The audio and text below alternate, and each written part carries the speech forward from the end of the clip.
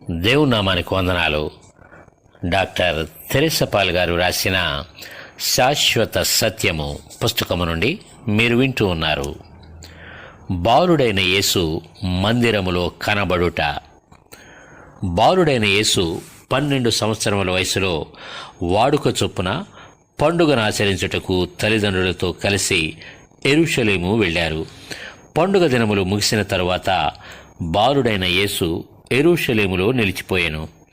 ఆయన తల్లిదండ్రులు ఆ సంగతి ఎరుగక ఆయన సమూహములో ఉన్నాడని తలంచి ఒక దిన ప్రయాణము సాగిపోయి తమ బంధువులలోనూ నెలవైన వారిలోనూ ఆయనను వెదకుచుండిరి. ఆయన కనబడనందున ఆయనను వెదకుచు యెరూషలేమునకు తిరిగి వచ్చిరి. 3 దినములైన తరువాత ఆయన దేవాలయములో బోధకుల మధ్య కూర్చుండి వారి మాటలను ఆలకించుచు వారిని ప్రశ్నలు అడుగుచూ ఉండగా చూచిరి. ఆయన మాటలు వినువారందరూ ఆయన ప్రజ్ఞకును ప్రత్యుత్తరములకును విస్మయముందిరి.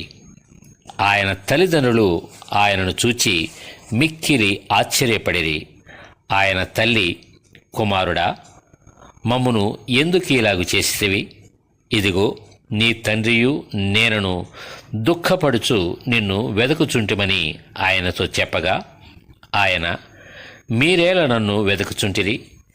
నేను నా తండ్రి పనుల మీద ఉండవలనని మీరు ఎరుగరా అని వారితో చెప్పెను. అయితే ఆయన తమతో చెప్పిన మాట వారు గ్రహింపలేదు.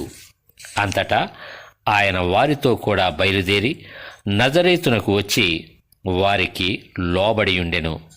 ఆయన తల్లి ఈ సంగతులన్నిటినీ తన హృదయములో భద్రము చేసుకొనెను.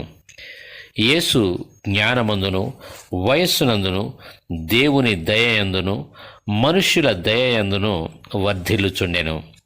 లూకాసు వార్త 2వ అధ్యాయం 41 నుండి 52 వచనాల వరకు.